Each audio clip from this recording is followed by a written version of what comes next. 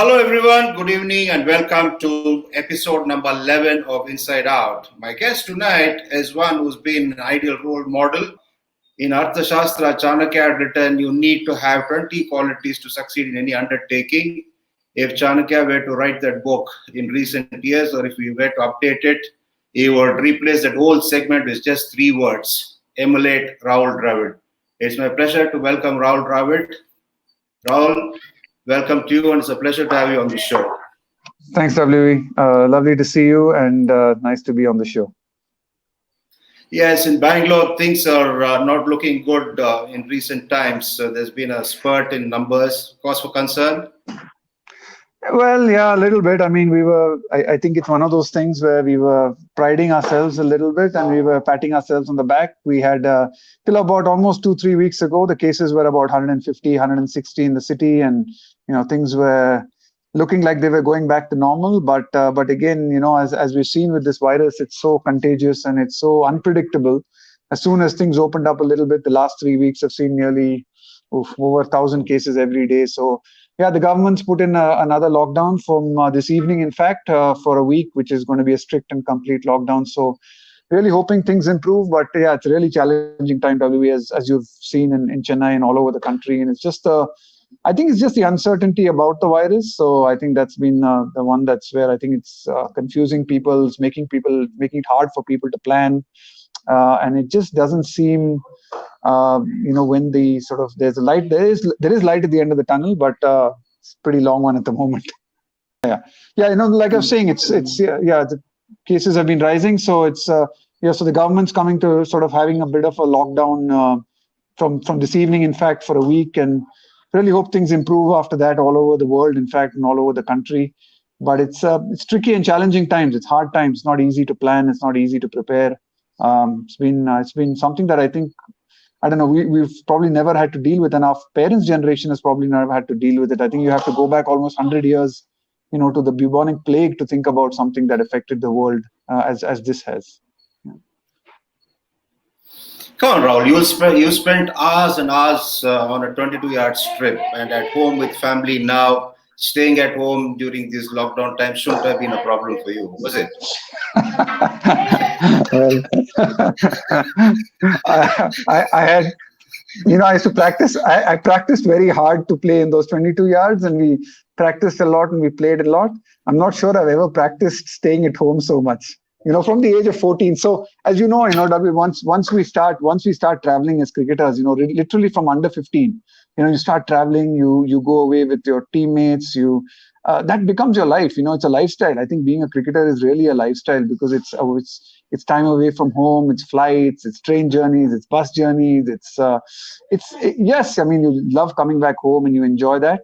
But this is the longest I've ever stayed at home, I think, without actually taking a flight or a train or a bus or something like that and being here. So I think it's been great. I must admit, it's been really nice, and it's been great, and it's been lovely to be able to connect with my kids. But it's also different because I think we're sort of used to being with them on holidays, but this is like it's tough for the children also because they've been at home and not much to do and a lot of online learning and online schooling. And not a lot of outdoor activities. So, that doesn't make it easy. And I think at some point, I think my wife's kind of, okay, when are you going to go out next? All of us are in the same boat, Rahul. I assure you about that. Your powers of concentration were remarkable. Was it something inherent or can it be developed? So I think a little bit of it. I certainly think that it can be developed and it can be worked on, and it must be worked on. I think if you want to be a successful cricketer or successful at anything, I think being able to concentrate and being able to stay focused, during that length of time in which you're required to be focused. When in cricket, it's sometimes a very short time in batting, and then you learn to switch off and then switch on back again. But being that ability to being able to sort of stay in the moment or be focused or play that one ball at a time is a very, very important skill. And it certainly can be developed. There's no doubt that I was a little bit lucky, I must admit, that inherently my nature has been someone who's I've always sort of had a certain ability to be able to sort of concentrate, and I've not been a very extroverted person even growing up as a kid. was a little bit of an introvert. So I wasn't, one of those hyperactive kind of kids. So I had that ability to stay calm and sort of stay balanced. But no, I mean, that's, I think over the years, playing the game, watching other people play the game, you sort of realize that you've got to be able to work on it. You've got to be able to develop it and be able to have a bit of confidence in it under extreme pressure.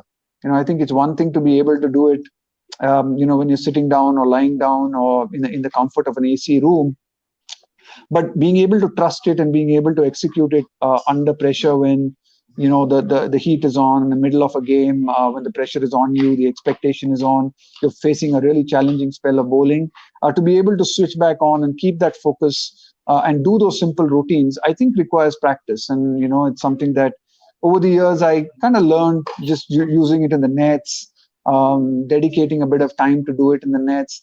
And then I think someone sort of gave me some very good advice as a youngster. He said that the best way to learn how to concentrate, or the best way to learn how to be able to bat for a long time, is to be able to do it when you have the opportunity in the middle. So don't throw away an opportunity when you're batting in the middle. Oh, I've got 100, or I've got a big score now. I'm set, or I'm set for the next few games. I don't need to worry about it.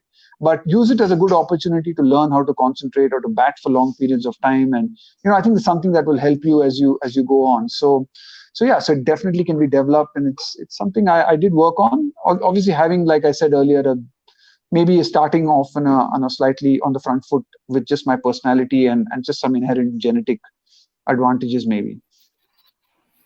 This focusing and concentrating bit, can you overdo it at times? Is it possible? Uh, yeah, I think you can become too intense. There's no doubt about it, and I think I fell into that trap as a young boy myself. So so I think understanding that focusing and concentration, especially in a thing like in batting, it doesn't mean that you have to be switched on all the time. You have to, in fact, rather than someone saying that I need to be focused, I think learning that ability to switch on and switch off, obviously between balls or when you're playing, and even being able to switch on and switch off the field, I think is a very, very important skill. Because if you sort of stay switched on all the time and you're too intense all the time, it drains you of so much of your mental energy.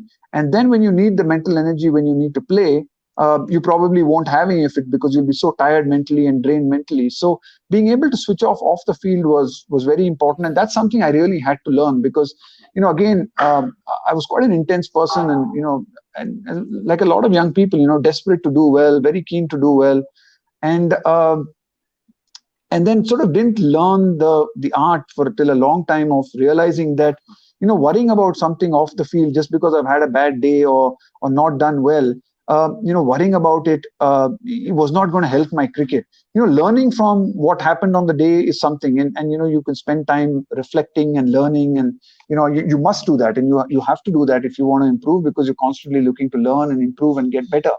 But worrying about it and keeping it in your head all the time, in fact, it was just draining you out. So when you went back to bat the next day or in the next match, it's just all built up and you just didn't have that energy. So that's something actually I actually had to really learn how to do. And things like reading, I actually figured out that something like reading, I was not a very big reader when I was in school or, even in my early days in college. It's actually only after I started sort of playing cricket, first class cricket, and a little bit of, and mostly international cricket, that I actually started this habit of reading, because I realized that on flights or there's so much of time as cricketers which is spent not doing a lot. You're on flights, you're in buses, you're sometimes just you have the whole afternoon free or the evening free, and you could just be worrying so much at the point at that point of time. Rather than that, I just realized that if I was reading a good book or if I was reading something I was enjoying, my mind sort of went away from the worry and was in the book.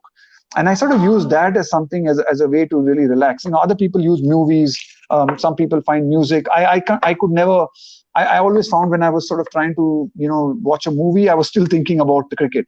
I'd be watching the movie, but my mind would still be having those pictures about the cricket. So I found that for me, books work better than movies. I know a lot of other people who find movies better or music better or just chilling out with friends better. So I think what's important is you need to figure out what really works for you, and just understanding the criticality of ensuring and knowing when to switch off, I think was a big lesson and something I learned um, obviously through my own experiences. And a big experience for me was playing county cricket. I was sort of 26 and played a bit of international cricket when I played county cricket in Kent in 2000.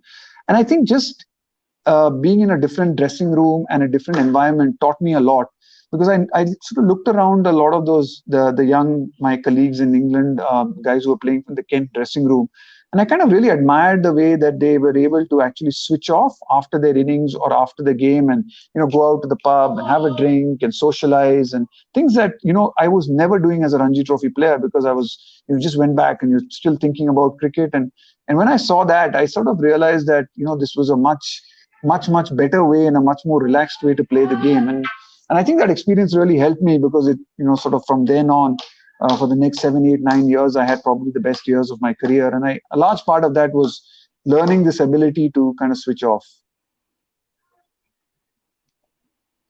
How did you manage this as a student? You obviously were a good student.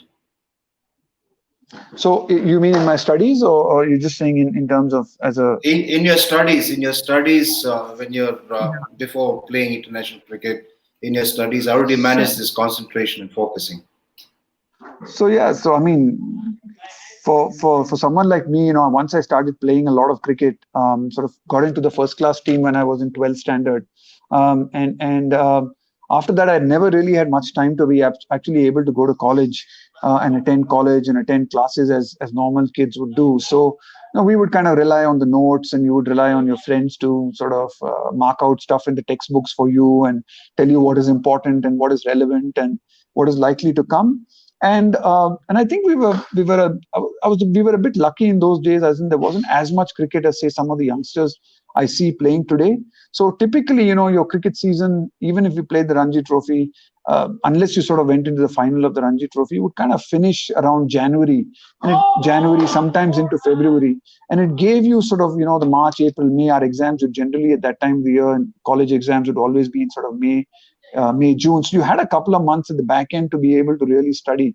And I remember in times like that, then I would really switch off from the cricket and maybe keep my fitness going and still go for the odd run, or just go to the gym once in a while. But I would maybe take a break from cricket and really focus on the studies. So yeah. So again, it is. I mean, I can't. When I say good student, I was good in terms of maybe some other sportsmen, I was certainly not. I was not certainly not among the top. The top 10 percentile of the class, or in the 90th percentile. So I think you have to be realistic as a cricketer. You have to realize that yes, you have lost a lot of time, and you're not going to be able to compete with say some of the best students in your class, which is fine, because you're doing another skill and you're doing something equally demanding, in fact, if not more, and you're working really hard at what you're doing. But just sort of being able to switch back into studies, and I think understanding the importance of it. I actually also thought it was a good way for me to switch off, like I said, at the end of a season, to be able to hit the books, take my mind off cricket for a couple of months, and use that concentration sometimes when you were able to get back into the cricket. So if you can concentrate on accountancy, you can certainly concentrate when you're playing cricket.